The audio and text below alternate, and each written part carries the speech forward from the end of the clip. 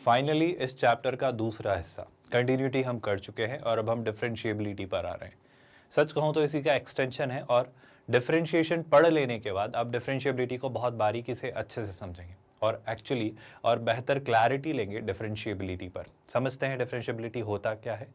ये आपकी जो तैयारी हम करवा रहे हैं ये IIT JEE मेंस और JEE एडवांस्ड मैथमेटिक्स का हिस्सा है। इस प्रिपरेशन में हम कोऑर्डिनेट ज्योमेट्री कवर कर चुके हैं और अब हम कैलकुलस पर हैं।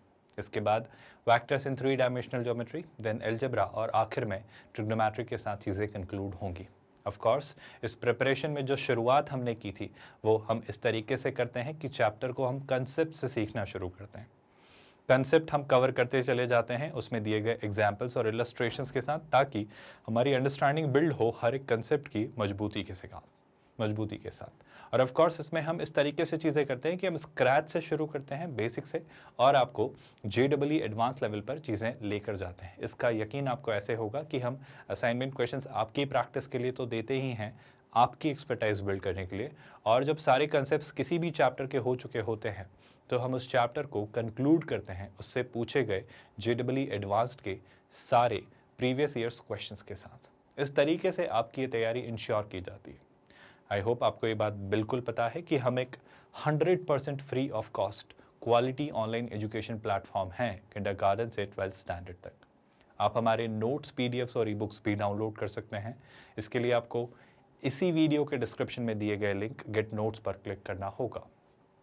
आज अगर मैं डिफरेंशिएबिलिटी आपको समझाने की कोशिश करूं तो डिफरेंशिएबिलिटी का अगर इन सारी बातों के परे एक ज़रूरी, एक खास मतलब क्या होता है तो उस बात को समझो। हम ये सारा डिस्कशन ज़रूर जारी रखेंगे, पर मैं एक डिफरेंशिएबिलिटी आपके ब्रेन में as a picture, as an imagination, as visualization कि एग्जैक्टली होता क्या है वो क्लियर करवाना चाहता हूँ, कि आपको क्लियर रहे कि इसका मतलब क्या है। देखो, डिफरेंशिएशन का जो हमने एक मतलब सीखा था, जो हम एप्लीकेशन ऑफ डेरिवेटिव्स में भी कंटिन्यू करेंगे, मैं ये जानता हूँ कि डिफरेंशिएशन को मैंने ऐसे सीखा है सर कि अगर ये y एक्सिस है ना, और इसी के तरह अगर मेरे पास x एक्सिस है और एक कर्व हमारे पास है ना, एक रैंडम सा कोई भी कर्व मान लिया जाए, जैसे कि ये एक कर्व है। अब कोई मुझसे पूछता है कि ये फंक्शन का इस पॉइंट पर आप मुझे एक टेंजेंट बना के बताओ। इस फंक्शन की, या रादर अभी फंक्शन के बजाय अगर मैं टर्म यूज करूं कर्व, तो इस कर्व की इस पॉइंट पर क्या आप एक टेंजेंट ड्रॉ कर सकते हैं? तो मेरा कहना है बिल्कुल कर सकते हैं। तो क्या मैं कह सकता हूं कि ये जो लाइन आप ड्रॉ कर रहे हैं, shall I say this line is behaving like one of the tangents to this curve? Now listen to this very carefully. This part is the most crucial part. ध्यान से नोटिस करिएगा। ये जो point है, let's say ये जो point है, इस पॉइंट को अगर मैं कहूँ, ध्यान से नोटिस करिएगा, इस पॉइंट को अगर मैं कहूँ, लेट्स से पॉइंट है A ना, ऑफ कोर्स ये कर्व है, मान लिया जाए आपका f of x। इस पॉइंट A पर इस कर्व f of x के लिए क्या मैं एक यूनिक टेंजेंट ड्रॉ कर पा रहा हूं? आई रिपीट माई स्टेटमेंट, इस पॉइंट A पर इस कर्व f of x के लिए क्या मैं एक यूनिक टेंजेंट ड्रॉ कर पा रहा हूं? बस मेरा यकीन करिए, इतना काफ़ी है। अगर मैं एक यूनिक टेंजेंट ड्रॉ कर पा रहा हूं तो आपका ये जो कर्व है, f of x, ये इस A पॉइंट पर डिफरेंशिएबल है। ये कर्व इस पॉइंट पर डिफरेंशिएबल है। बस इतना ही काफ़ी है, मेरा यकीन करिए।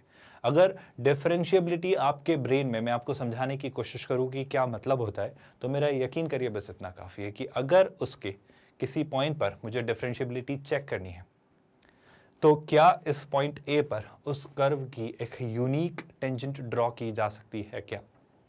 अगर ऐसा हो पा रहा है, अगर ऐसा संभव है, तो ये A पर डिफरेंशिएबल है। तो सर ऐसे क्या हर बार आप कर्व बनाओगे, ग्राफ बनाओगे, फिर टेंजेंट ड्रॉ करके देखोगे यूनिकली बन रही है या नहीं? ऐसा मेरे ख्याल से हर बार तो संभव नहीं है। Then what are we going to do? तो मैं कहूँगा सर एक और तरीका है। कैसे? Mathematical approach. मैथमेटिकल अप्रोच को थोड़ा ध्यान से समझते हैं और थोड़ा गौर से देखते हैं। एक एक स्टेप ध्यान से सुनना। मैं रीजनिंग पर बात आपसे करना चाहता हूँ कि आपको लॉजिकली चीज़ें क्लियर हो, है ना? क्या कहना चाह रहा हूँ समझो। In the previous chapter, we defined derivative as slope of tangent. I hope आप सुन रहे हैं। Slope of tangent and found the derivative of different functions, assuming that in each function it is possible to draw a unique tangent. In each function it is possible to draw a unique tangent. ये बात मैंने उस वक्त भी की थी जब हमने डिफरेंशिएशन चैप्टर पढ़ा था। हमने सीखा था कि अभी इस चैप्टर में मान लेते हैं कि जो भी सारे क्वेश्चंस हम कर रहे हैं, जो भी फंक्शंस हम ले रहे हैं, वो डिफरेंशिएबल हैं। वो डिफरेंशिएबल है मतलब हमने ये मान लिया था कि उन फंक्शंस की किसी भी पॉइंट पर एक यूनिक टेंजेंट ड्रॉ की जा सकती थी। हमने इस अजम्पशन पर बात की थी, पर गौर से सुनिएगा इस बात को। In mathematical form, the derivative of function f of x at any point, if f of x मतलब x is equals to a, हम जो डिफाइन करते थे वो कैसे डिफाइन करते थे आपको याद होगा। a से थोड़ा आगे गए और a पर देखा, मतलब ये y2 minus y1 upon x2 minus x1 यानी a plus h minus a, जो कि बचता था a। तो हम देखते थे जब h एक काफ़ी छोटी वैल्यू हो, जब h एक काफ़ी छोटी वैल्यू हो, तो हम उसे कहते थे कि ये आपकी क्या रहती थी भाई, ये आपका उस फंक्शन का डेरिवेटिव रहता था, ये आपका उस फंक्शन का डेरिवेटिव रहता था। और ये हम कैसे निकालते थे सर, जब x a को अप्रोच कर रहा है, जब x a को अप्रोच कर रहा है तो एक f of x minus F of A upon X minus A, फिर वही बात y2 minus y1 upon x2 minus x1। ये क्लियरली मुझे क्या दे रहा है, उस कॉर्ड की स्लोप। कौन सी कॉर्ड, जो उस कर्व पर दो पॉइंट्स मौजूद हैं, कौन से, एफ ऑफ एक्स और एफ ऑफ ए, यानी x और a के रिस्पेक्ट में, मतलब x comma F of x और a कॉमा एफ ऑफ ए। अगर मैं आपको थोड़ी सी बात याद दिलाऊं तो हमने कुछ ऐसा सिनेरियो देखा था कि मेरे पास एक कॉर्ड बन रही होती थी कुछ इस तरीके से। बहुत अच्छे से मैं आपको चीज़ें याद दिलाना चाह रहा हूँ, बहुत अच्छे से नोटिस करना। मान लो यहाँ पर आपका ये पॉइंट है, इस पॉइंट को आप कह रहे हो x comma F of x, और एक ये पॉइंट है, इस पॉइंट को आप कह रहे हो a कॉमा एफ ऑफ ए। अब हमारी कोशिश क्या रहती थी, हमारी कोशिश आपको इस लिमिट के जरिए दिख रही होगी कि हमारी कोशिश रहती थी कि x जो है सर वो a को अप्रोच करे, तो x जो है आपका वो a की तरफ बढ़े। मतलब अगर ये आपका y एक्सिस था और अगर आपका ये x एक्सिस था, गौर से सुनिएगा, यही क्रक्स है इस पूरे पार्ट का। तो ये आपका x है और ये आपका a है, तो मैं कोशिश करता था कि ये जो x है आपका, ये किसकी तरफ जाए, ये a की तरफ जाए।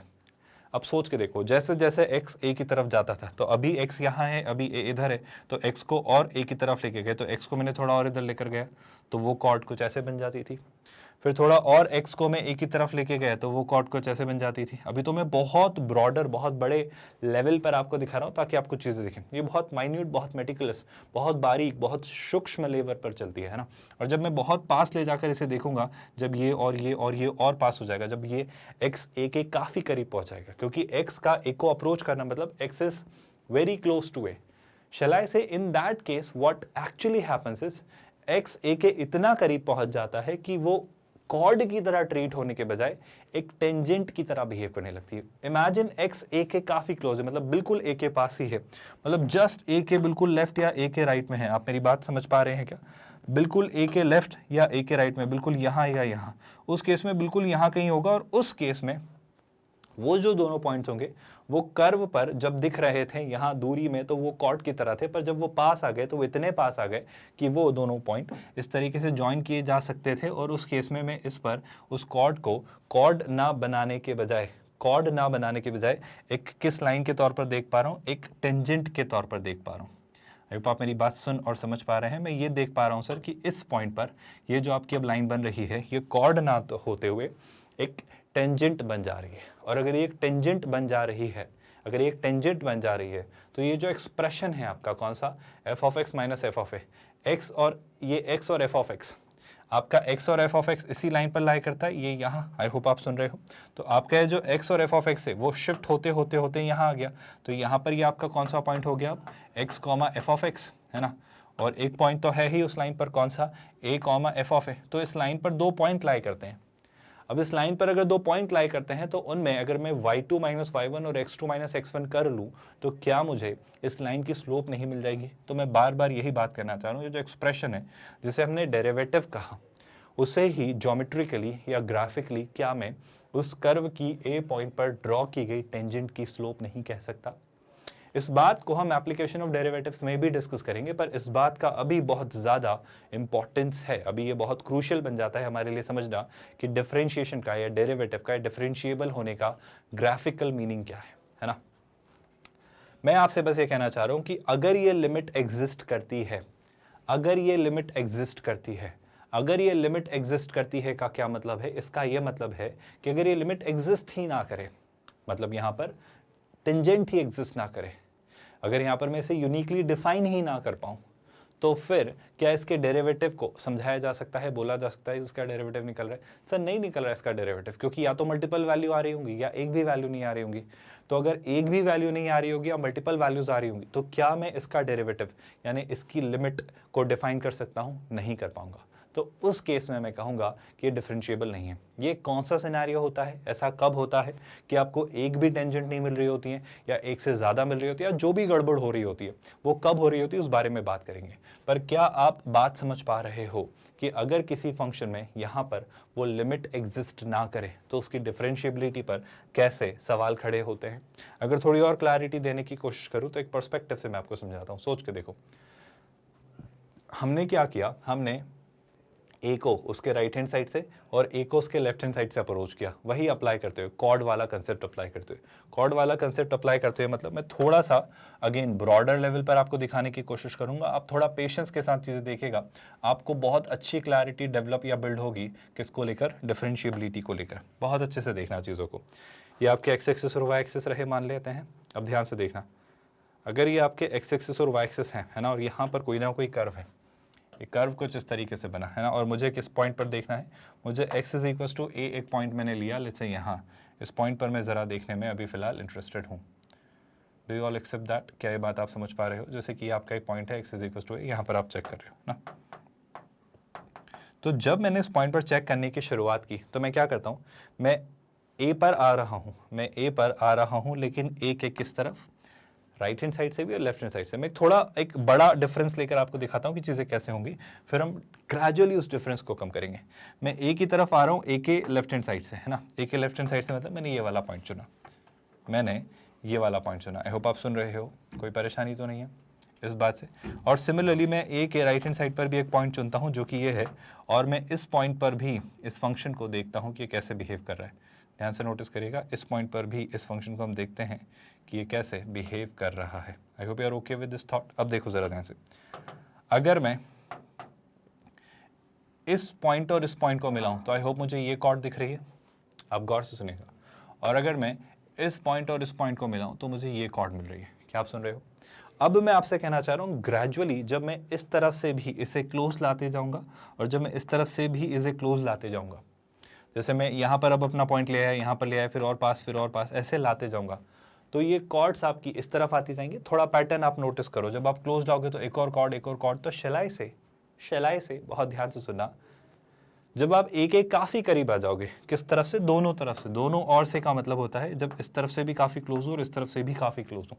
ध्यान से नोटिस करना, मैं बहुत माइन्यूट लेवल पर बता रहा हूँ, आप शायद डिफरेंशिएट ना कर पाओ या फ़र्क ना देख पाओ, पर मैंने क्या किया, मैंने इसके जस्ट राइट साइड से इसे शिफ्ट किया, हल्का सा, बिल्कुल थोड़ा सा लिया है, ज़्यादा नहीं ले रहा हूँ ताकि कन्फ्यूजन ना हो, और बिल्कुल इसके जस्ट लेफ्ट साइड से थोड़ा सा डिफरेंस ले रहा हूँ, इतना सा। अब प्लीज़ मेरी इस बात को नोटिस करना, जब इसके जस्ट राइट साइड से देखा तो इसके जस्ट राइट साइड से देखा तो ये यहाँ मुझे एक वैल्यू दे रहा है, इसके जस्ट लेफ्ट साइड से देखा तो मुझे यहाँ वैल्यू दे रहा है, और ए पर तो इसकी वैल्यू ये थी। अब अगर मैंने इन तीन पॉइंट्स को मिलाया, मतलब मैं फिर से कहता हूँ, या तो मैंने इन दोनों को मिलाया या फिर इन दोनों को मिलाया, मतलब ए पर जो पॉइंट है उसे और ए के लेफ्ट पर जो पॉइंट है उसको, या फिर ए पर जो पॉइंट है उसे और ए पर जो पॉइंट है उसके राइट हैंड साइड को। जब ये काफ़ी क्लोज है, जब ये पॉइंट्स काफ़ी क्लोज है, आई होप आप लिमिट का सेंस समझते हो। जब मैंने ऐसा किया और मैंने उस कॉर्ड को ड्रॉ करने की कोशिश की, और मैंने क्या किया, मैंने उस कॉर्ड को ड्रॉ करने की कोशिश की। खैर अभी भी आप फर्क समझ पा रहे होंगे कि अभी भी कॉर्ड है वो, लेकिन जैसे जैसे उस कॉर्ड में मैंने इन पॉइंट्स को काफ़ी क्लोज लाने की कोशिश की, मैंने ये डिफरेंस बिल्कुल कम करने की कोशिश की। ये जो डिफरेंस है जो ए के R H right hand side और लेफ्ट हैंड साइड पर है, तो वैसे वैसे मुझे रियलाइज़ होगा कि सर आप एक यूनिक टेंजेंट बना पा रहे हो। पर उसके लिए मैंने क्या किया, उसके लिए मैंने इसे दोनों ओर से देखा। दोनों ओर से मतलब मैंने ए को राइट हैंड साइड से भी अप्रोच किया और ए को लेफ्ट हैंड साइड से भी अप्रोच किया। अब समस्या समझने की कोशिश करना, अगर गलती से ऐसा हो, कैसा हो कि आप लेफ्ट हैंड साइड से अप्रोच करें और आप कुछ बना पाएं लेकिन राइट हैंड साइड से ना बना पाएं, या फिर आप राइट हैंड साइड से टेंजेंट बना पा रहे हैं लेकिन लेफ्ट हैंड साइड से नहीं बना पा रहे हैं, तो क्या होगा, वो प्रश्न अभी हमारे लिए विचारणीय है। मैं जो कहना चाह रहा हूं इस बात को ध्यान से सुनना, डिफरेंशिएबिलिटी एज अ कंसेप्ट आपको समझाने की कोशिश कर रहा हूं, और उसमें क्यों इस ए पर लेफ्ट हैंड साइड से डेरिवेटिव और राइट हैंड साइड से डेरिवेटिव का एक इंपॉर्टेंट सिग्निफिकेंस निकल कर आता है, वो ऐसा क्यों है, उस बारे में आपको एक कंसेप्ट स्टैब्लिश करवाने की कोशिश करूँ। गौर से सुनते जाइएगा कुछ बातों को। हम ये बात जानते हैं, अगर ए के राइट हैंड साइड से मैं वो कॉर्ड बनाना चाह रहा हूँ और उसकी स्लोप निकालना चाह रहा हूँ जिसमें टेंजेंट की तरफ उसे ट्रीट करूंगा, क्योंकि वो डिफरेंस कम से कम होगा, तो वो a plus H minus F of A होगा। और अगर लेफ्ट हैंड साइड से देखूंगा तो वो F of A minus H minus F of A जैसा कुछ होगा। तो मैं ये कहूँगा ये जो आपका एक्सप्रेशन है ये आपका राइट हैंड डेरिवेटिव है और ये आपका लेफ्ट हैंड डेरिवेटिव है। ये क्या है, क्यों है, इस बारे में बात करेंगे, पर सुनना। If this does not exist, we say that f is not differentiable at a. In other words, we say that a function f has derivative at a point a, और simply f of x अगर differentiable है किसी point a पर उसके domain में, तो ये तब ही संभव है जब limit of the function f dash x exist at x is equals to a, यानी दोनों लिमिट, मतलब कौन सी, आपकी राइट हैंड लिमिट भी और लेफ्ट हैंड लिमिट भी। और वो कैसी होनी चाहिए, वो फाइनाइट और इक्वल होनी चाहिए। वो कैसी होनी चाहिए, वो फाइनाइट और इक्वल होनी चाहिए। मतलब ऐसा नहीं है कि कभी गलती से कुछ ऐसा हो जाए। इस सिनेरियो पर हम बात करेंगे कि राइट हैंड साइड से जब मैं उसकी टेंजेंट देख रहा हूं तो वो कुछ और बन रही है, और लेफ्ट हैंड साइड से देख रहा हूं तो कुछ और बन रही है। मतलब आप टेंजेंट बना तो पा रहे हो पर दोनों टेंजेंट्स अलग अलग बन रही हैं, तो फिर भी वो डिफरेंशिएबल नहीं है। मतलब जब राइट साइड से देखोगे तब भी, और जब लेफ्ट साइड से देखोगे तब भी। राइट साइड से देखने का मतलब क्या हुआ, मतलब जब फंक्शन में ए पर आप चेक करना चाह रहे हो तो ए के जस्ट राइट साइड से ए को देखा। आई होप आप बात समझ पा रहे हो। ऑफ कोर्स यहाँ पर लिमिट क्या लगनी है, एच अप्रोचेस 0, और ए के लेफ्ट साइड से यानी क्या, F of A minus H, of course उसमें से एफ ऑफ ए सब्ट्रैक्ट करेंगे। और यहाँ पर तो क्लियर सी बात है, आप थोड़ा ध्यान से देखना, यहाँ पर एक गलती यूजुअली लोग करते हैं। सोचना, ए माइनस एच माइनस ए, तो ए से ए कैंसिल, तो डिनोमिनेटर में एच नहीं, डिनोमिनेटर में आपको माइनस एच मिलेगा। तो यहाँ पर आपको लिमिट क्या लगानी है, एच अप्रोचेस 0। अगर ये दोनों लिमिट आपकी इक्वल आई हैं, अगर ये दोनों लिमिट्स आपकी इक्वल आई हैं, यहाँ पर उसने मिस किया है, वो कोई फर्क नहीं पड़ता अभी इतना विशेष, पर आप बात समझने की कोशिश करना। अगर ये दोनों लिमिट्स आपकी इक्वल आई हैं, राइट हैंड लिमिट और लेफ्ट हैंड लिमिट, और वो कुछ फिक्स्ड वैल्यू है, ऑफ कोर्स फाइनाइट होनी चाहिए, तब आप कहेंगे कि ये फंक्शन इस पॉइंट पर डिफरेंशिएबल है, इस फंक्शन का डेरिवेटिव ए पर एग्जिस्ट करता है। तो सर कब नहीं करता है, थोड़ा ये बात ना हमें समझ नहीं आ रही है। मतलब ये बात हम ब्रेन में पिक्चराइज नहीं कर पा रहे हैं कि ऐसा कब होगा जब ये LHL और RHL सेम नहीं होगी, मतलब डेरिवेटिव के कॉन्टेक्स्ट में, कि लेफ्ट हैंड डेरिवेटिव और राइट हैंड डेरिवेटिव सेम नहीं होगा। या आप कह रहे हो यूनिकली डिफाइन नहीं करना, मतलब एक से भी ज्यादा टेंजेंट्स बन सकती हैं क्या, या आप कह रहे हो टेंजेंट बने ही ना, ऐसा भी हो सकता है क्या? मैं कह रहा हूँ हाँ, ऐसी संभावनाएं हैं। इन सारी बातों पर बात करते हैं, पर पहले चीजें समझते हुए चलते हैं। लेफ्ट हैंड डेरिवेटिव और राइट हैंड डेरिवेटिव का एग्जैक्ट सेंस जो आपको मैं देना चाह रहा हूँ, ये सारी बातें बहुत कॉम्प्लिकेट कर दी हैं, पर मैं आपको चीजें समझाना चाह रहा हूँ, ध्यान से सुनना। F dash A plus is called the right hand derivative. I hope आप समझ पा रहे हो, ए के राइट हैंड साइड से देखा, और F dash A minus is called the left hand derivative. अभी क्या graphical interpretation of this is क्या, मैंने क्या किया, ये बहुत कंफ्यूजिंग है, मैं सच कहूँ तो आप यहीं से देखो, यहीं से देखो, ये मैंने थोड़ा सा सॉर्टेड आपको बनाकर देने की कोशिश की है। ए के राइट हैंड साइड से देखना चालू किया तो सीकेंड बनती चली जाएंगी, पर एक जगह आकर वो ए में और एच में, वो ए और ए प्लस एच में इतना कम डिफरेंस होगा कि वो बिल्कुल क्लोज होंगे, तो सीकेंड से टेंजेंट में कन्वर्ट हो जाएगी। सिमिलरली ए के लेफ्ट हैंड साइड से देखूंगा तो वो ए माइनस एच जो है आपका, है ना, उसका डिफरेंस ग्रेजुअली कम होता जाएगा, तो पहले वो सीकेंड की तरह ही बिहेव करेंगी, जिसे मैं अभी तक कॉर्ड कह रहा था। कॉर्ड और सीकेंट अभी सेम सेंस है, आई होप आप रियलाइज कर पा रहे हो। लेकिन जैसे जैसे वो डिफरेंस कम होगा तो सीकेंट से किस में कन्वर्ट हो जाएंगी, वो टेंजेंट में कन्वर्ट हो जाएंगी। और अगर आपकी लेफ्ट हैंड डेरिवेटिव और राइट हैंड डेरिवेटिव, मतलब जो लेफ्ट हैंड साइड से आप सीकेंट बनाते चले जा रहे थे वो कन्वर्ज होते होते, और राइट हैंड साइड से जो बना रहे थे वो कन्वर्ज होते होते सेम टेंजेंट को रिप्रेजेंट कर रही है, यानी आपका लेफ्ट हैंड डेरिवेटिव और राइट हैंड डेरिवेटिव, आपका लेफ्ट हैंड डेरिवेटिव और राइट हैंड डेरिवेटिव अगर सेम आ रहा है तो आप कहेंगे कि ये फंक्शन डिफरेंशिएबल है x is equals to a पर। सुनिएगा ध्यान से, for the right hand derivative of F of X at X is equals to A, जब h 0 को अप्रोच करे तो जो पॉइंट है आपका वो धीरे धीरे कर्व के a की तरफ पहुंचता है, तो जो आपका कॉर्ड ए बी या सीकेंट ए बी है वो किसकी तरफ बन जाता है, टेंजेंट की तरह। यही बात वो कहने की कोशिश कर रहा है। और सिमिलरली इसी तरीके से वो लेफ्ट हैंड डेरिवेटिव की भी आपसे बात करना चाह रहे हैं, तो वो ये कहना चाह रहे हैं कि जैसे जैसे वो डिफरेंस कम होगा उस सीकेंट यानी उस कॉर्ड का जो स्लोप है वो उस टेंजेंट के स्लोप की तरफ टेंड करेगा, अप्रोच करेगा। डेरिवेटिव का सेंस समझ आ रहा है क्या?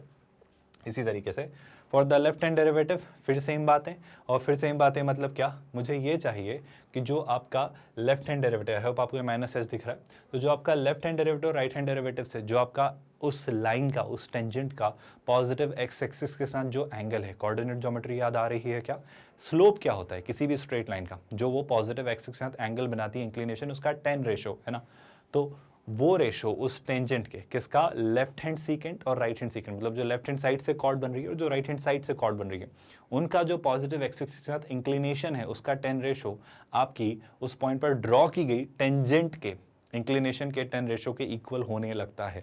मैं इंक्लिनेशन के कॉन्टेक्स्ट की डिटेल में जाने के बजाय आपको यहीं पर इसी तरीके से विजुलाइज करवाना चाह रहा हूँ कि इंक्लिनेशन बेशक एक अच्छा कंसेप्ट है, पर वो कंफ्यूज करेगा आपको। आप समझो ना, ये लाइन इंक्लाइंड होते होते होते धीरे धीरे क्या बन जाएगी, जब पास आते आते आएगी तो यही लाइन में कन्वर्ट हो जाएगी। इसे प्लीज़ बस इसी तरीके से समझ लो, आपके लिए काफ़ी होगा। तो मेरे लिए ज़रूरी है सर कि आपका LHD और RH D यानी लेफ्ट हैंड डेरिवेटिव और राइट हैंड डेरिवेटिव दोनों ही उस स्लोप में कन्वर्ट हो, उस पॉइंट में कन्वर्ट हो जो हमारा उस पॉइंट पर डेरिवेटिव का मतलब है, यानी उस टेंजेंट पर ड्रॉ की गई स्लोप का मतलब है। क्या बात आप समझ पा रहे हो? थोड़ी अगर क्लैरिटी बिल्ड हो रही है, अगर थोड़ी बहुत बातें समझ आ रही हैं, तो मैं बस आपको यही कॉन्टेक्स्ट देने की कोशिश कर रहा हूँ कि जब भी आप कहो कि f(x) अगर डिफरेंशिएबल है तो किसी एक लेफ्ट हैंड डेरिवेटिव या राइट हैंड डेरिवेटिव या इधर से काम नहीं चलेगा, आपके दोनों एग्जिस्ट करें, कुछ फाइनाइट वैल्यू होल्ड करें, और सबसे खास बात सेम हो, दोनों इक्वल हो। In other words, f(x) is differentiable at x is equals to a if a unique tangent can be drawn at this point. I hope अब आपके ब्रेन में ये बात डाइजेस्ट हो रही है कि ये स्टेटमेंट का कितना ज़रूरी मतलब है। यकीन करिए, अभी तक जितनी भी बातें हमने पढ़ी और समझी हैं, उन सारी बातों का क्रक्स यही है कि क्या आप एक यूनिक टेंजेंट ड्रॉ कर पाते हैं। बस इसी से सारा खेल होगा डिफरेंशिएबिलिटी का, सच कहूँ तो। मतलब एप्लीकेशन ऑफ डेरिवेटिव्स और इन सब में भी हम बातें यहीं आकर बॉयल डाउन करेंगे। तो मैं सच कहूँ तो अभी तक जितनी भी बातें हमने समझी हैं, उन्हें इस तरीके से याद रखिए कि अगर आप एक यूनिक टेंजेंट बना पा रहे हैं तो आप उस फंक्शन को डिफरेंशिएबल कह रहे हैं। दूसरे शब्दों में मैं कहूँ तो क्या, आपका लेफ्ट हैंड डेरिवेटिव और राइट हैंड डेरिवेटिव सेम आना चाहिए। और मुझे शायद बताने की ज़रूरत नहीं है लेफ्ट हैंड डेरिवेटिव और राइट हैंड डेरिवेटिव हम कैसे निकालते हैं। कहानी सॉर्टेड है, कहानी समझ आ रही है। अगर चीज़ें क्लियर हो रही हैं तो थोड़ा आगे बढ़ते हैं और डिफरेंशिएबिलिटी और कंटिन्यूटी को रिलेट करने की कोशिश करते हैं कि ये दोनों चीज़ें कैसे डिफर करती हैं और कैसे बिहेव करती हैं। सुनिएगा, अगर f(x) एक डिफरेंशिएबल फंक्शन है हर एक पॉइंट पर उसके डोमेन में, मतलब मुझसे कोई कह दे रहा है कि नहीं सर ये हर जगह डिफरेंशिएबल है, मैंने चेक किया, मैं इसमें हर जगह पर एक यूनिक टेंजेंट ड्रॉ कर पा रहा था, तो डिफरेंशिएबिलिटी का कंटिन्यूटी से क्या लेना देना है वो समझाने की कोशिश करता हूँ।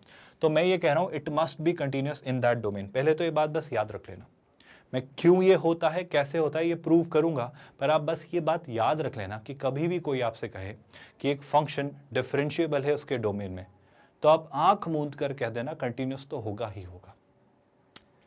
डिफरेंशिएबिलिटी के लिए नेसेसरी एंड सफिशिएंट कंडीशन होती है कंटिन्यूटी। मतलब अगर कोई फंक्शन कंटिन्यूअस होता है ना, तो ही वो डिफरेंशिएबल हो सकता है। मतलब ऐसा नहीं है कि कंटिन्यूअस है तो डिफरेंशिएबल होगा ही होगा, पर मैं कह रहा हूँ डिफरेंशिएबिलिटी के लिए पहले उसे इस टेस्ट से गुजरना होगा कि वो कंटिन्यूअस है नहीं। इस बारे में प्रूफ हम देखेंगे कि ऐसा क्यों ज़रूरी है, पर पहले इस बात को मेरी थोड़ा समझ कर रखिएगा कि अगर कोई फंक्शन डिफरेंशिएबल किसी ने कह दिया कि है, तो आप उससे कह देना कंटिन्यूअस तो होगा ही होगा। ये तो अंडरस्टूड सी बात है। क्यों होगा इस बारे में बात हम करेंगे, इसका प्रमाण, इसका साक्ष्य, इसका प्रूफ हम देखेंगे। पर पहले थोड़ा इस बात को समझो कि कभी भी कोई कहे कि कोई फंक्शन डिफरेंशिएबल है, तो आप कहना कि वो कंटिन्यूअस तो है ही, होगा ही, कोई डाउट की बात ही नहीं है। प्रूफ देखो, मैं मैथमेटिकल प्रूफ दिखा रहा हूँ, पर मैं ग्रेजुअली आपको ये भी दिखा दूंगा कि कोई बड़ा फर्क नहीं पड़ता इस बात से अगर आप ग्राफिकली इसे समझ लें, तो हम वो भी समझेंगे। पर देखो ज़रा, अगर कोई फंक्शन डिफरेंशिएबल है, डिफरेंशिएबल मतलब क्या? अच्छा, हम जानते हैं कोई फंक्शन कंटिन्यूअस है। कंटिन्यूअस है मतलब क्या कि अगर x a को अप्रोच कर रहा है तो f(x) f(a) के इक्वल होगा, क्योंकि x की आपकी जो लिमिट है a पर वो फंक्शन की वैल्यू के इक्वल होती है, तभी वो फंक्शन कंटिन्यूअस होता है। अब अगर फंक्शन आपका डिफरेंशिएबल किसी ने कहा, अच्छा इस तरीके से क्या मैं कह सकता हूँ कि लिमिट जो है आपकी f(x) माइनस f(a) x के a अप्रोच करने पर 0 होगी। बिल्कुल होगी, हमने f(a) को यहाँ शिफ्ट कर लिया, बिल्कुल सही बात है। अब मुझसे क्या बोला जा रहा है, क्या मैं लिमिट f(x) माइनस f(a) जब x a को अप्रोच कर रहा है, क्या मैं उसे ऐसा लिख सकता हूं? अगर मैं ऐसा लिख पा रहा हूं तो f(x) minus f(a) upon x minus a, और ये जो पार्ट है इसे मैंने थोड़ा अलग से लिखा, और अगर मैं इसे देखूं ध्यान से तो इससे आप थोड़ा नोटिस करो, क्या ये f डैश a है? बिल्कुल है। अगर ये f डैश a है और ये अगर a रखने पर a माइनस a 0 हो जा रहा है, तो f dash of a into 0 क्या दे रहा है? 0। और ये स्वाभाविक सी बात है, तब संभव है जब आपका f डैश a क्या है? फाइनाइट। मैं बस आपसे ये बात कहना चाह रहा हूँ, अगर f ऑफ x एक डिफरेंशिएबल फंक्शन है उसके डोमेन में, तो वो कंटिन्यूस तो होगा ही होगा, यहाँ पर आपको दिख रहा होगा। आई होप अब आप इस बात से सहमत हैं कि ये चीज़ें कैसे हमें सोचनी है और इन पर कैसे बात करनी है। ज़रा इसको और डिटेल में समझते हैं एक एग्जाम्पल के साथ। इसके साथ एक और पॉइंट मैं पहले समझा देता हूँ कि इसका कन्वर्स का क्या मतलब होता है। कन्वर्स का मतलब ये होता है कि आप इस बात को ऐसे ही समझ लो। अब मैं ग्राफिकली थोड़ा आपको क्लियर करता हूँ। जैसे देखो, क्या आपको मॉड एक्स का ग्राफ याद है? अगर आपने रिलेशंस एंड फंक्शंस चैप्टर अच्छे से पढ़ा है तो आपको याद होगा मॉड एक्स का ग्राफ बहुत टफ फंक्शन नहीं है, एक स्पष्ट सा सिंपल सा फंक्शन है जिसको हमने बहुत डेलिकेटली बनाना सीखा है। मतलब मेरे ख्याल से तो डेलिकेटली भी क्या, उसे तो हमने सीखा ही है बनाना। आपको याद आ रहा होगा मॉड एक्स का ग्राफ कुछ इस तरीके से चलता है कि एक्स की सारी पॉजिटिव वैल्यू के लिए वो y is equals to x straight line की तरह बिहेव करता है, लेकिन x की सारी नेगेटिव वैल्यूज के लिए वो y is equals to minus x line की तरह बिहेव करता है। ये हमारा मॉड एक्स का ग्राफ होता है। अब अगर मैं आपसे पूछूं क्या मॉड एक्स का ग्राफ कंटिन्यूअस फंक्शन है, तो आप कहोगे सर देखो माइनस इन्फिनिटी से प्लस इन्फिनिटी तक हर एक वैल्यू पर मुझे ग्राफ मिल रहा है, बिना ब्रेक हुए कंटिन्यूअसली चल रहा है। तो मैं कहूँगा क्या ये ग्राफ जीरो पर भी कंटिन्यूअस है? बिल्कुल कंटिन्यूअस है। आप देखो ना, जीरो से अगर आप LHL देखें तो वो जीरो की तरफ आ रही है, जीरो पर आप RHL देखें तो वो जीरो की तरफ आ रही है, और जीरो पर इस फंक्शन की वैल्यू जीरो है। बहुत बढ़िया। लेकिन अगर मैं जीरो पर इस फंक्शन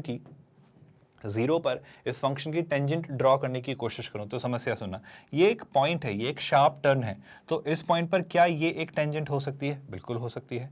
इस कर्व के इस पॉइंट पर क्या ये एक टेंजेंट हो सकती है? बिल्कुल हो सकती है। इस कर्व के इस पॉइंट पर क्या ये एक टेंजेंट हो सकती है? बिल्कुल हो सकती है।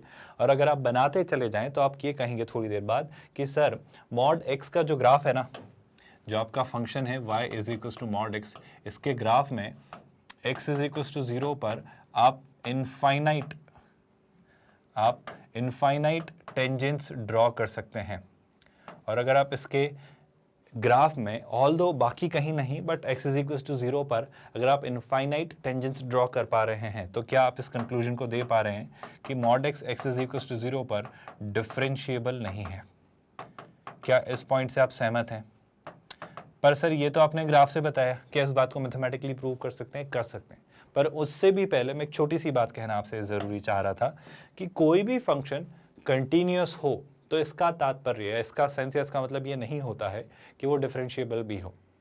कोई भी फंक्शन कंटिन्यूअस हो इसका मतलब नहीं होता है कि वो डिफरेंशिएबल भी होगा। पर अगर कोई फंक्शन डिफरेंशिएबल है तो उसकी एक प्राइमरी नेसेसरी और सफिशिएंट कंडीशन जो बेस होता है वही होता है कि उसका सबसे पहले तो कंटिन्यूअस होना ज़रूरी है, जो अभी हमने यहाँ पर प्रूव होते हुए देखा। क्या आप मेरी बात समझ पाए? तो सबसे पहली बात कि एक फंक्शन के कंटिन्यूअस होने पर ही उसके डिफरेंशिएबल बनने के चांस बनते हैं। पर हम ये नहीं कह रहे कि अगर वो कंटिन्यूअस है तो वो डिफरेंशिएबल होगा। पर हम ये ज़रूर कह रहे हैं कि अगर कोई फंक्शन डिफरेंशिएबल है तो वो डेफिनेटली कंटिन्यूअस रहा होगा। इस बात को मैं स्पष्ट तौर पर लिख दूं क्योंकि यहाँ पर स्टूडेंट्स गलती करते हैं। दो बातें।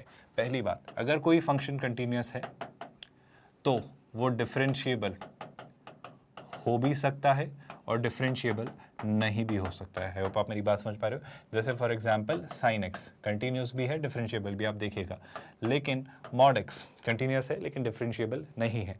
दूसरा स्टेटमेंट जो मैं अभी आपको सिखाना, पढ़ाना, बोलना या बताना चाह रहा हूँ कि कभी भी कोई आपसे लाइफ में कहे कि कोई फंक्शन डिफरेंशिएबल है, किसी एक इंटरवल, किसी एक डोमेन, किसी एक जोन में वो बात करेगा सारी, है ना। तो अगर कोई एक फंक्शन डिफरेंशिएबल है तो आप निश्चिंत होकर कहना कि वो फंक्शन कंटिन्यूअस भी होगा। मतलब this does not imply this, but this always implies this.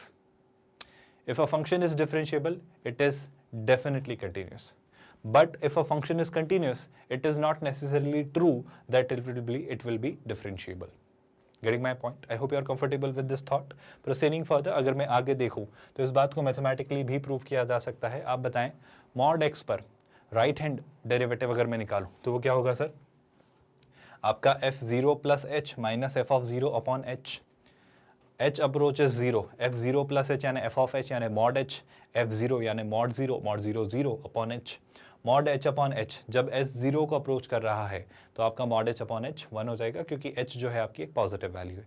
वहीं दूसरी ओर अगर मैं लेफ्ट हैंड डेरिवेटिव निकालता हूं तो f0 minus h minus f(0) upon minus h। आई होप आपको याद होगा 0 माइनस h माइनस 0 यानी क्या बचेगा माइनस h। यहां अगर मैं देखूंगा तो mod of minus h upon minus h। अब देखो मॉड ऑफ माइनस h तो h हो जाएगा, लेकिन माइनस h ही रहेगा और ये क्या देगा -1। दोनों फाइनाइट है, मतलब लेफ्ट हैंड डेरिवेटिव और राइट हैंड डेरिवेटिव दोनों फाइनाइट है, लेकिन दोनों इक्वल नहीं है।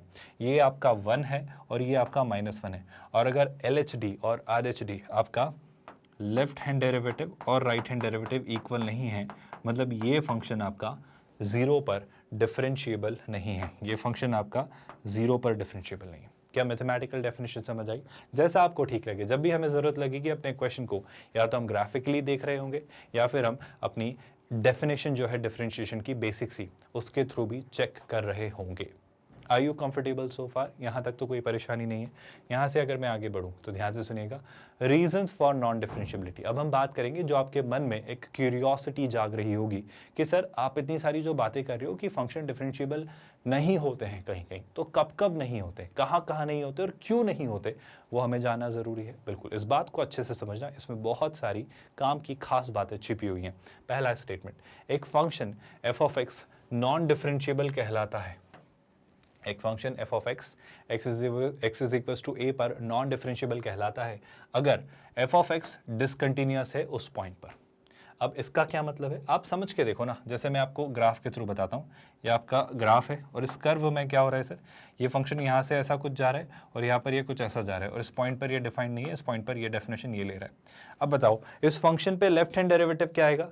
लेफ्ट हैंड डेरिवेटिव क्या आएगा सर? लेफ्ट हैंड डेरिवेटिव निकालने लग जाओ आप इस पॉइंट पर। इस पॉइंट पर है ना, मैं किस पॉइंट पर बात कर रहा हूँ, सारी कहानी इस पॉइंट आपकी ए पर हो रही है। अब इस पॉइंट पर आप, मैं तो टेंजेंट वाले पर्सपेक्टिव से आपको बताता हूँ, क्या इस पॉइंट पर आप टेंजेंट बनाओगे?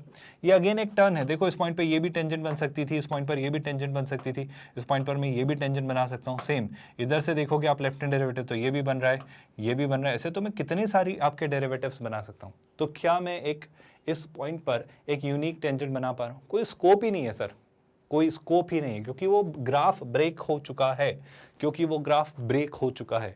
और अगर वो ग्राफ ब्रेक हो रहा है तो वही बात, अगर एफ ऑफ एक्स आपका एक डिसकंटिन्यूअस फंक्शन है तो एनी टाइप ऑफ डिसकंटिन्यूटी या कोई सी भी finite, oscillatory, removable, non removable, jump, जो भी है आपकी इनफाइनाइट, किसी भी तरीके की वो डिसकंटिन्यूटी है, we can not draw a unique tangent. मैं बस इसी परिभाषा से प्रूव करना चाह रहा हूं। There is no point in talking about tangent line at point of discontinuity, क्योंकि वहां पे कैसे टेंजेंट बनाओगे? वो टेंजेंट नहीं होती, वो तो लाइंस होती हैं, आपने कितनी बना ली, और वो टेंजेंट नहीं है। टेंजेंट कैसी होती है? जो कर्व को टच करके जाती है। वो टेंजेंट हुई ही नहीं ना, क्योंकि वहां तो कर्व ही डिसकंटिन्यू हो गया, वहां कर्व टूट गया, खत्म हो गया। टेंजेंट कहां बनाओगे? अब जैसे ये कर्व है, इसमें अब यहाँ पे मुझे टेंजेंट बनानी है तो एक टेंजेंट ऐसी निकल जाएगी। आप सुन रहे हो? अब आप जैसे ग्रेटेस्ट नेचर फंक्शन की बात करो तो ऐसे जा रहा होता है, तो अब इस पॉइंट पे आप कैसे टेंजेंट बनाओगे? ये कोई टेंजेंट थोड़ी होती है। आप सुन रहे हो? तो मैं बस यही बात आपको डाइजेस्ट करवाना चाह रहा हूं कि पहला कारण, अगर फंक्शन डिसकंटिन्यूअस है तो कह देना उस पॉइंट पर तो वो डेफिनेटली नॉन डिफरेंशिएबल। तो यहाँ से एक और इंपॉर्टेंट बात निकल कर आई, क्या? जैसे हमने कहा था, हमने क्या कहा था कि अगर कोई फंक्शन डिफरेंशिएबल है तो हम क्या कंक्लूड करते हैं? हम कंक्लूड करते हैं कि वो फंक्शन कंटिन्यूअस भी होगा। आई होप आप समझ रहे हो, ये कंक्लूजन है। If this is true then this is true. I hope आपको ये बात समझ आ रही है। अगर ऐसा होता है तो ऐसा होता ही है। अगर एक फंक्शन डिफरेंशिएबल होता है तो कंटिन्यूअस होता है। तो इसका नेगेटिव क्या होगा? इसका नेगेटिव ये नहीं होगा कि एक फंक्शन डिफरेंशिएबल नहीं है तो वो कंटिन्यूअस नहीं रहा होगा, उसके और भी कारण हो सकते हैं। पर इसका इनवर्स, इसका रिवर्स नेगेटिव क्या होगा? वो होगा if a function is not continuous then it is not differentiable. ये बात याद रखना, इस बात पर हम एक अच्छा लेंदी डिस्कशन करेंगे मैथमेटिकल रीजनिंग में। अभी बस मैं आपसे कहना चाह रहा हूं कि अगर इसके होने पर ये होता है तो इसके नहीं होने पर ये भी नहीं होगा। मतलब कभी भी कोई लाइफ में कहे कि if A implies B then negation of B will imply negation of A. इस बारे में सारा डिस्कशन मैथमेटिकल रीजनिंग के लिए सेव करके रखिए। पर अभी बस ये बात समझ के रखिए, कोई फंक्शन डिफरेंशिएबल है तो जाहिर सी बात है वो कंटिन्यूअस रहा होगा, ये हम कंक्लूड करते हैं। दूसरी बात, कभी भी आपको पता चले कि किसी पॉइंट पर कोई फंक्शन कंटिन्यूअस नहीं है तो आप अगेन कह देना कि उस पॉइंट पर वो फंक्शन डिफरेंशिएबल नहीं होगा। पर क्या सर यही एकमात्र कारण होता है किसी फंक्शन का नॉन डिफरेंशिएबिलिटी शो करने का? मेरा कहना है शायद होगा कुछ और, जैसे हमने नॉन डिफरेंशिएबिलिटी का रीजन देखा, डिसकंटिन्यूटी। दूसरा रीजन जो निकल कर आता है वो ये कि अगर एफ ऑफ एक्स आपका कंटिन्यूस तो है, आपके हो सकता है एफ ऑफ ए प्लस और F of A minus exist भी करते हो, जैसे हमने मॉड एक्स फंक्शन में देखे थे, लेकिन दोनों इक्वल नहीं हैं, लेकिन दोनों इक्वल नहीं हैं।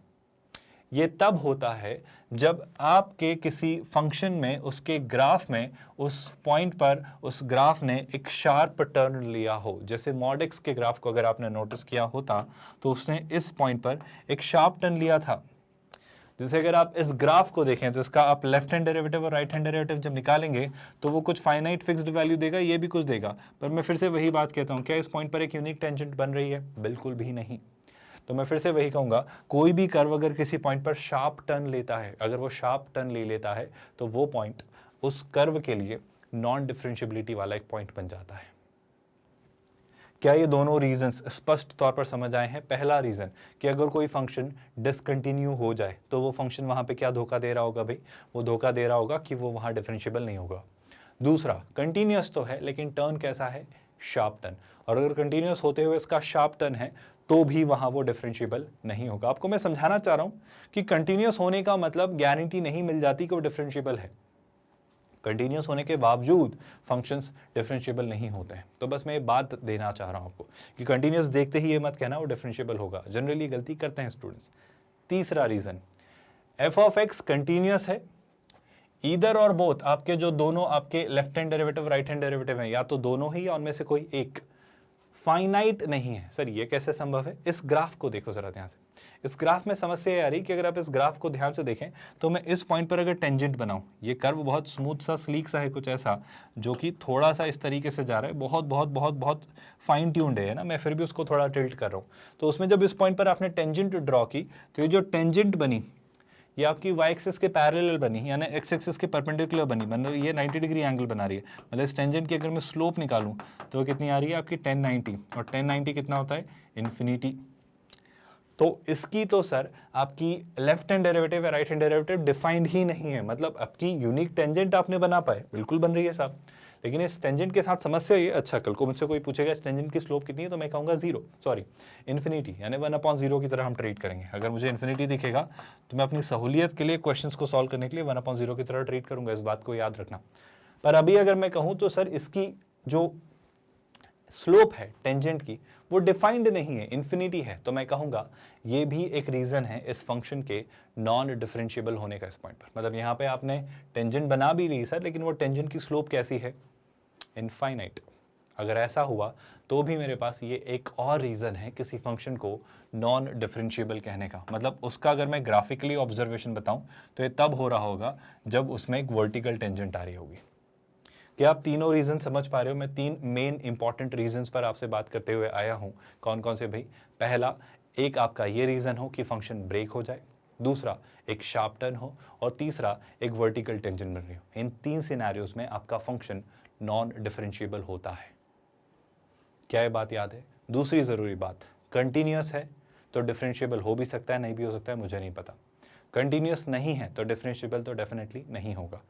डिफरेंशिएबल है तो कंटिन्यूअस तो होगा ही होगा। डिफरेंशिएबिलिटी का क्या रीजन है? डिफरेंशिएबिलिटी के लिए जो सबसे जरूरी एलिमेंट है वो ये, लेफ्ट हैंड डेरिवेटिव और राइट हैंड डेरिवेटिव सेम होने चाहिए। क्या डिफरेंशिएबिलिटी आपके ब्रेन में अब कंफर्टेबली डाइजेस्ट हो गई है कि कैसे उसे सोचना है? आई होप ये बहुत परेशानी वाला एक कंसर्न आपके लिए अब शायद नहीं है। मेरा महज आपसे इतना कहना है कि हम आपको IIT JEE मेंस और JEE एडवांस मैथमेटिक्स के लिए प्रिपेयर कर रहे हैं, बिल्कुल free of cost. Coordinate geometry से आपकी तैयारी शुरू हुई थी जो अब कैलकुलस पर आ चुकी है। इसके बाद हम vectors in 3 dimensional geometry, then आपका अलजेब्रा, और आखिर में ट्रिग्नोमेट्री के साथ कहानी कंक्लूड करेंगे। सिस्टमैटिकली ये प्रिपरेशन आपकी हो रही है, कुछ ना कुछ तो डेफिनेटली आखिरी में होना ही था ना। ट्रिगो नहीं करते तो अलजेब्रा करते, अब आप अलजेब्रा में कहते कि सर अलजेब्रा पहले क्यों नहीं करा रहे हो, तो कुछ तो आखिरी में करेंगे, कुछ तो पहले पढ़ेंगे, और सब कुछ इंटर रिलेटेड है। और जहाँ जिस चैप्टर में जिसकी जितनी ज़रूरत होगी उतना हम पढ़ाएंगे, तो आप निश्चिंत होकर बस शांतिपूर्ण तरीके से पढ़िए। कंसेप्ट हम आपको सिखा रहे हैं, बहुत बारीकी में, बहुत डेप्थ में सिखा रहे हैं। आपको कहीं कोई समस्या मेरे ख्याल से तो नहीं आ रही होगी, और आ रही है तो लिखिए। दूसरी ज़रूरी बात, इन्हें हम एग्जाम्पल्स इलस्ट्रेशन से कंसोलिडेट कर रहे हैं। तीसरी ज़रूरी बात, आपकी प्रैक्टिस, आपकी एक्सपर्टाइज बिल्ड करने के लिए आपको असाइनमेंट क्वेश्चंस यानी प्रैक्टिस क्वेश्चंस दिए जा रहे हैं। चौथी सबसे ज़रूरी बात, चैप्टर कंक्लूड होने पर उस चैप्टर से पूछे गए JEE एडवांस्ड के सारे प्रीवियस ईयर्स क्वेश्चंस हम सॉल्व कर रहे हैं। और हम एक 100% free of cost quality online education platform है किंडरगार्टन से 12th स्टैंडर्ड तक। आप हमारे नोट्स, PDFs और ई-बुक्स भी डाउनलोड कर सकते हैं। उसके लिए आपको इसी वीडियो के डिस्क्रिप्शन में दिए गए लिंक गेट नोट्स पर क्लिक करना होगा। With that, let's call it a day here. ख्याल रखिए अपना। Thank you so much for watching this video.